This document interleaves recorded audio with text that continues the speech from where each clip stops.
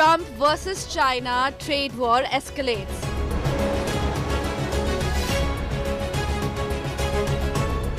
US slabs 245% tariffs on China.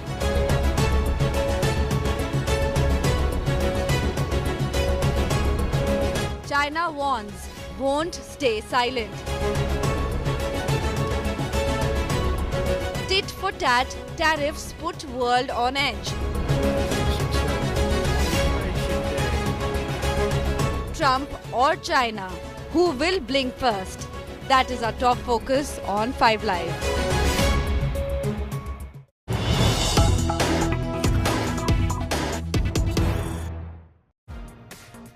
245% additional tariff, massive escalation in US-China trade war. Donald Trump administration has announced a massive 245% tariff on Chinese imports to the United States of America. And these sweeping tariffs are in response to China's retaliation, imposing tariffs on US exports to China.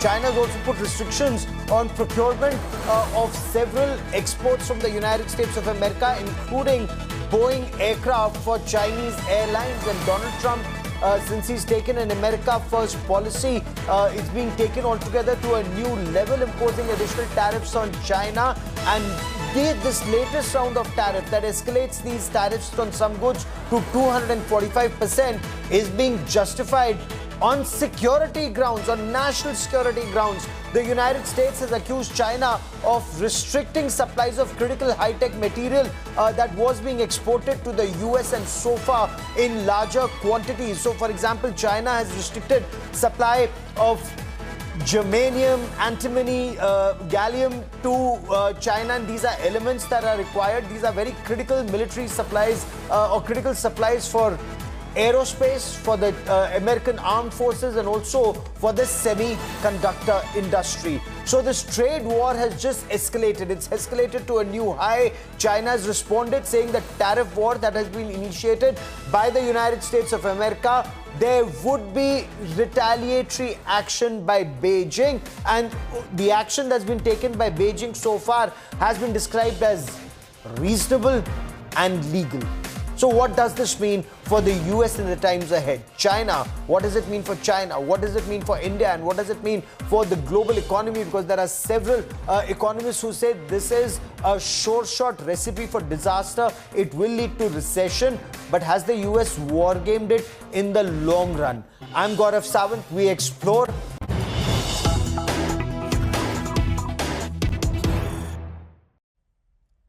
The Donald Trump administration in the United States of America has overnight announced a massive escalation in tariffs imposed on Chinese imports to the United States of America, taking the US-China retaliatory tariff war altogether to a new level.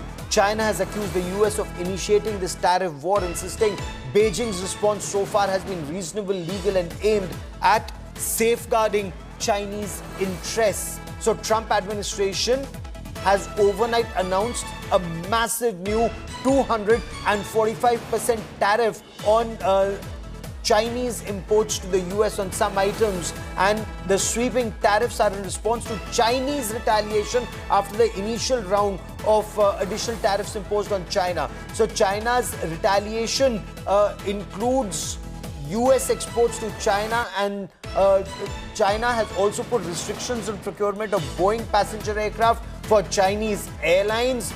Donald Trump's America First policy has led to this massive trade war. Additional tariffs on China are now being justified on national security grounds. The United States has accused China of restricting supplies of critical high-tech material to the US. So information that is being received indicates that China has restricted the supply of gallium, germanium, and antimony, and China has restricted supplies that are very critical for military, aerospace, and semiconductor industry in the United States of America. China has accused the United States of threatening and blackmailing Beijing. China, in a statement, has said they seek dialogue that's based on equality, respect, and mutual benefit. president has made his position on China quite clear, although I do have an additional statement that he just shared with me in the Oval Office. The ball is in China's court. China needs to make a deal with us. We don't have to make a deal with them. There's no difference between China and any other country except they are much larger. And China wants what we have, what every country wants, what we have, the American consumer. Or to put it another way, they need our money. So the president, again, has made it quite clear that he's open to a deal with China, but China needs to make a deal with the United States of America. 这场关税战是美方发起的。 The tariff war was initiated by the US side, and China took necessary countermeasures to safeguard its legitimate rights and interests, as well as international fairness and justice, which are completely reasonable and lawful. China's position has always been clear. There is no winner in a tariff or trade war. China does not want a fight, but it is not afraid of a fight either. If the US truly wants to resolve the issue through dialogue and negotiation, it should stop its practice of maximum pressure and cease with threats and blackmail. Instead, it should engage in talks with China on the basis of equality, mutual respect and reciprocity. But what does this tariff war mean? What will this tariff war lead to? What does it mean for China? What does it mean for the United States of America? And what does it mean for global economy? My colleague Rahul Kamal spoke exclusively to Martin Wolf, the chief economic commentator at the Financial Times, and he insists that Trump's tariffs are lunacy, utter lunacy, and that the Chinese President Xi Jinping will not buckle under US pressure. Listen in. What do you make of China's policy response to Trump's tariffs? Far from buckling down, Xi Jinping seems determined to fight on. Do you think he has the right, from China's point of view, the right pushback strategy? Who suffers more in the end, China or the United States? Well, I don't know whether he's right or not, but I thought it was inevitable. China is a very major power. It's a very proud country. It feels very strongly that it was humiliated in the 19th century and it's not going to be humiliated again. So to bow down to a bully like Trump, and clearly he is a bully, will be very humiliating for Mr. Xi, and I think more broadly for the Chinese elite. So I always thought they wouldn't do so. They would resist. They have clearly worked very hard over many years to Trump-proof, if you like, their economy, and I think they will be in reasonable shape to do so. The trade impact will be significant, particularly if in the long run the Americans are able to attack indirect Chinese exports, as I discussed. Direct exports from China to the US are not that huge. They can clearly survive. If they attack all the indirect exports, it would be more significant. But China finally has huge policy room. It can expand demand if it wants to. Public sector debt, government debt is very, very modest. It can clearly borrow more and spend more. It can transfer money to households which need it. It has a weak economy anyway, and that would motivate them, I think, to do these sorts of things. So I think they have a pretty fair degree of maneuver, room for maneuver. But that seems to be against Xi's economic instinct. While he's a communist, he doesn't seem to be a socialist, and this kind of public welfare, social sector spends, from what he's said and done so far, seem to be against his economic instinct. Yes, that I think is right, but there's an even more important instinct for survival. And I've just been in China a couple of weeks ago, and they are the technocrats I spoke were very clear that they are thinking about serious stimulus policies, really serious, and Mr. Xi knows very well, given that there's a weak demand already, there's a risk of deflation. He will be told by people that if they allow this to tip them over into a serious deflationary problem, with all the debt problems that will create in the private sector, in the local authority sector, that will be very bad for him. So in the end, I expect the Chinese to be pragmatic. Usually they have been. So who will be the last man standing, given that there are intense attacks taking place and counterattacks taking place between the US and China? who will blink first? Joining me on this India Today special broadcast to talk more about this 245% tariffs that have been imposed on Chinese goods is Business Today editor Siddharth Zarabi. Siddharth, there were reports with Chinese retaliatory tariffs and restrictions on Boeing aircraft and procurement by Chinese airlines. The US may be forced to reconsider its decision. That was the conversation till yesterday. But clearly, Donald Trump doesn't appear to be backing down, at least as of now. So is this that game of brinkmanship being escalated to another level? Who blinks first? Well, very clearly, we are in a trade war winter, Gaurav, and this is between, thankfully, just the United States and China, because the rest of the world is paused. But this 245% headline grabbing number, where does this come from? What really lies behind it? The White House said that China faces up to 245%, and some people, some observers have construed this as another 100% add-on to the 145% tariff that was existing. Well, that's not the case. There are certainly items that face 245%, primarily syringes and needles, for example. And then there are various slabs, lithium-ion batteries, which are so crucial to electric mobility and other usages, are at 173%. Why 245? 245 is on account of the fact that these are the clubbed rate of all the existing tariffs. So the base rate, then the rate that prevailed prior to Donald Trump taking office again. Even Joe Biden had imposed some tariffs, and Trump in his first administration had done that. Then the fentanyl tariffs. Then there are sector-specific tariffs, for example, on steel, on aluminium, on automobiles, and then finally the reciprocal trade tariff bombshell of the 2nd of April. When you add that up, it's 245. But it's not uniform 245. That depends on where that basket was, what was the base rate. So it's pretty complicated. For example, books are at 0%, but toys are at 145%. So what is Donald Trump specifically targeting in China? What is that big message that he's sending out? What is the impact on consumers in the US? What will the impact be on China? These are several issues that the world is grappling with, because reports suggest there is massive disruption already in supply chains, and many Chinese goods are no longer either cheap or readily available in the United States of America. So this is a battle that is being fought at this stage with tactical responses in mind. In some ways, in trade terms, America straight away escalated this fight into a nuclear battle, really. It did not wait for a conventional arms battle to start. It went ballistic straight away.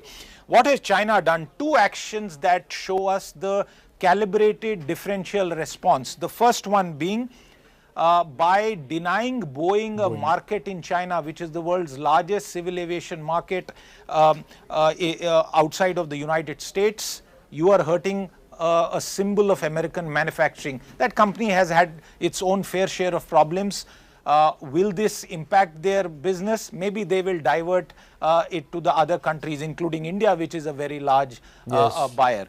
The second bit is the denial of rare earths, which will impact America's high technology sector. But remember, at the heart of it, the battle, the game plan hasn't changed. And we have discussed that previously. The American game plan is very simple. Attack China and reduce its capability in manufacturing, because China has scale which is much higher than the United States. Let me just give you two data points. Yes. China produces 20 times the amount of cement that America does, 13 times steel, 3 times cars, and twice that much power. So imagine the differential, and this is what America wants to sort of do away with. The question remains, can Donald Trump in 4 years unwind what took 40 years to happen, the rise of China? The jury is out on that. But in the short term, it's very clear that this is a battle that is being fought very, very hard. Okay, stay with me for a moment. So you heard Martin Wolf. Rahul Kanwal also spoke to a professor of Chinese history and business at Harvard University, Professor William Kirby, about this ongoing tariff war between the US and China. What's the thinking? Let's listen in to a small excerpt of that interview. In the belligerence with which Xi Jinping has hit back, he's not come to the negotiating table like Trump said, we'll have a meeting, we'll try and talk things out. Xi doesn't seem interested. Why is that? Well, I don't think any country could not react to the kind of aggressive tariffs as this near declaration of economic war by the United States on China, at least so it appears at this 145% rate. That does not apply to all goods, for example, and some of the most important goods and most valuable goods are exempt from those tariffs. It's really quite a complex and messy situation. But I don't think President Xi would have had any choice but to respond. And it isn't just President Xi. I think any Chinese leader would have no choice but to respond in some way or other. And I can guarantee you that if India were suddenly hit with 145% tariff increase, Mr. Modi, I think, would be hard-pressed not to respond to this. This is what governments do. They have to respond. They have domestic constituencies. They have to, if there is to be a negotiation, they will want to go in with a stronger rather than weaker hand.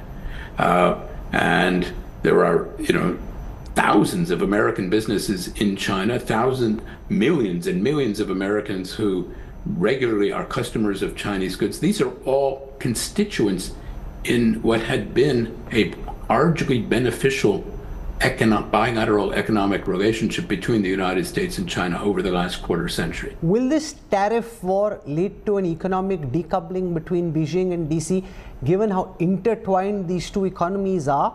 Is that even possible? Is the world likely to be divided into two trading blocs? Right. I think it is possible. I think it's unlikely, but I think it is possible.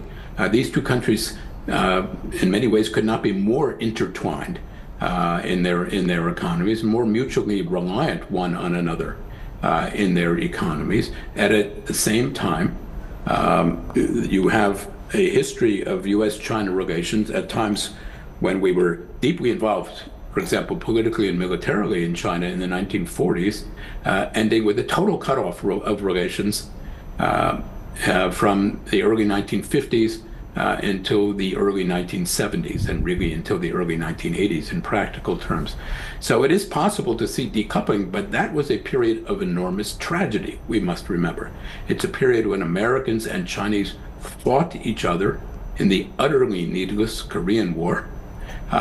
It is a time in which all business contacts were severed, all academic contacts, which had been very robust between American and Chinese universities, were severed. And if we believe that decoupling is somehow to the benefit of either the United States and China, then we actually don't know our history at all. So there are multiple apprehensions about this tariff war in Siddharth. One of those apprehensions are global fears of recession in the United States of America, problems in China, problems across the world. You've been speaking to your sources both in North Block and South Block in India and in the Capitol Hill and in the United States of America. Has Donald Trump wargamed this? Is this a very dangerous game of Russian roulette that's being played with China just to see who blinks first and who's the last man standing? At least in terms of the rollout, we perhaps hadn't anticipated or imagined, but this is a script that Donald Trump actually started off in his first term. In some ways, him not coming to power again at that time meant that there was a brief interruption. He's come back now and clearly has upped the ante. With regard to the impact, I just want to quickly draw on the India impact, because in all of this, it is very, very significant to note.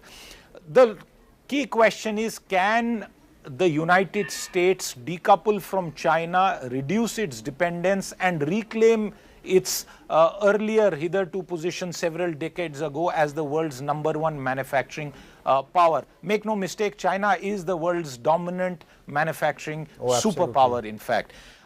It cannot do it alone, and that is why the trade deals that are being currently discussed, including with India, amongst the handful of countries along with Korea and Japan, where serious discussions are underway, and this 90-day pause will tell us what will happen to the global economy. If the United States is able to stitch together 7-8 major deals, apart from the smaller ones, because the number of countries, as the US has said, is 75 negotiations. But if it is able to do the big 8-10, including with India and other major manufacturing and economies across the world, it will mean that the United States has created an alliance.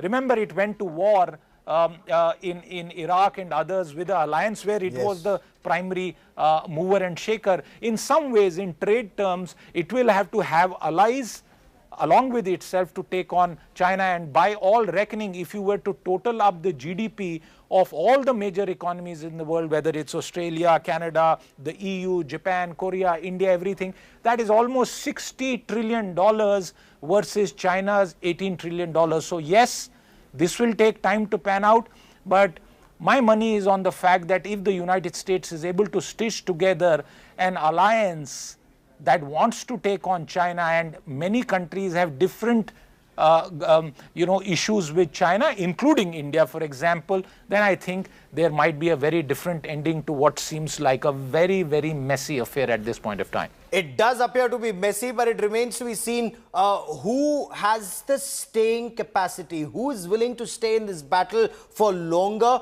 for long-term goals. Because remember, ultimately, there can only be one victor, either China or America. And China clearly wants to be number one. Should that happen, would that be advantage India or a massive disadvantage for India, given what China has been doing at India's borders, claiming it wants good ties with India despite what happens at the borders? And we'll be tracking that story very closely. Siddharth Zarabi for joining me here on this India Today special. Many thanks. So this US versus China trade war is escalating. On Tuesday, Beijing ordered a halt to Boeing jet deliveries, and this was in response to tariffs imposed by Donald Trump. Donald Trump has since imposed additional tariffs, taking that total 245% on some goods. Now, this trade war has put the world on edge. But who holds the aces in this? And more importantly, like we've been saying, who will blink first? Let's find out. China has raised the stakes against the US. Beijing has now ordered its airlines not to take any further deliveries of Boeing jets in response to the US decision to impose 245% tariffs on Chinese goods. Beijing has also asked that Chinese carriers halt any purchases of aircraft-related equipment and parts from US companies. China has already halted exports of 6 critical rare earth minerals and magnets which are refined and produced only within its borders. These are needed to make everything from cars, drones, missiles, and semiconductors. In the face of external uncertainties, China will insist on joining hands rather than throwing punches, tearing down walls instead of building barriers, connecting instead of decoupling. We will continue to expand the circle of trade friends, become a stronger magnet for investment, develop with high quality and open to the outside world at a high level to inject more stability and positive energy into the world economy. Chinese President Xi Jinping is in Hanoi in his most direct effort to firm up alliances in an all-out trade war against the US. He heads for Cambodia next, his first trip to the country in 9 years, and then to Malaysia. China had earlier approached India, Australia and even Saudi Arabia to form an axis against the US. All this effort to blunt Donald Trump's trade attack. China refused to blink and hit back with 125%. China and the US enjoy a significantly symbiotic trade relationship. US was China's largest trade partner in 2024 but had a massive trade deficit, burning a $263 billion hole in its budget. The top US exports to China included $16 billion worth of oilseeds and grains, which kept China's poultry business running. Also, as of March 27, China had purchased 22.12 million metric tons of US soya beans for shipment in 2024-25, which ends on August 31st. Other exports included electrical equipment and fuel, both strategic in nature. Machinery, aircraft and parts, plastics and pharma comprise the other top exports. Top imports from China include mobile phones and other gadgets, laptops and appliances, toys, plastic products, prefab materials, textiles and footwear. The world's two largest economies are locked in a bitter battle, with neither side willing to back down. Bureau Report, India Today. So it's not just tit-for-tat tariffs. China is hitting back at the US by promoting direct sales of luxury goods at significantly lower prices online. From designer handbags to clothes to cosmetics, American TikTok and social media is flooded with Chinese suppliers peddling branded goods for much less. Even as Donald Trump and Xi Jinping engage in a battle of tariffs on the world stage, something incredible is unraveling on social media. Chinese manufacturers have taken tariffs to heart and have flooded social media sites with exposés of how everything from luxury handbags, high-end sneakers to prefab houses and boats are built in China and at a fraction of the sticker price. This video exposes how $38,000 Hermes bags are made in China for allegedly below $1,400. Here are the details of accessories for uber luxury brands like Chanel, Estée Lauder, Louis Vuitton and Dior being produced for a few dollars on the Chinese assembly line. Another video claims that branded products being sold for hundreds of dollars in upscale showrooms are being built in China for just $6 to $8. This post goes on to claim that the reality of lifestyle footwear brand Birkenstocks being produced at just $10 a piece. The United States of America has imposed 145% tariff on Chinese imports, with China hitting back with 125% tariff. China is also exempt from the 90-day pause on the reciprocal tariffs. China wants to make a deal. They just don't know how quite to go about it. You know, it's one of those things they don't know how quite. They're proud people, and President Xi's a proud man. I know him very well, and they don't know quite how to go about it, but they'll figure it out. They're in the process of figuring it out, but they want to make a deal. There are also some below-the-belt videos reflecting the deep divisions creeping in between the two big world economies. No big brand has been spared in this online onslaught. The videos have been made in perfect English, targeting the final customer and taking pride in the massive economies of scale in China. So while America is trumpeting its tariff, China is flexing its manufacturing might. Bureau Report, India Today Television.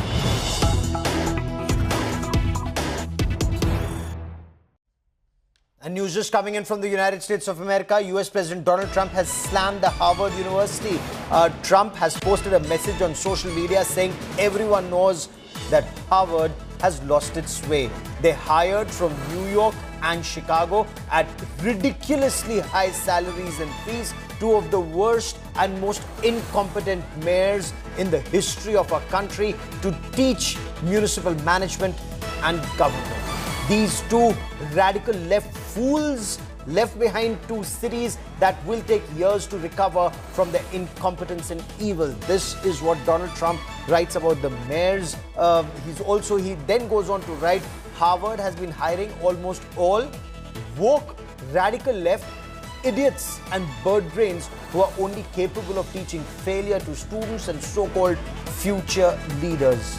Look just to the recent past at their plagiarizing president who so greatly embarrassed Harvard before the United States Congress. When it got so bad that they just couldn't take it anymore, they moved this grossly inept woman to another position, teaching rather than firing her on the spot. Since then, much else has been found out about her, but she remains in place. Many others, like these leftist dopes, are teaching at Harvard, and because of that, Harvard can no longer be considered even a decent place of learning and should not be considered on any list of world's great universities or colleges. Now, according to US President Donald Trump, he claims Harvard is a joke, teaches hate and stupidity, and should no longer receive federal funds. Thank you for your attention to this matter, is what he goes on to write.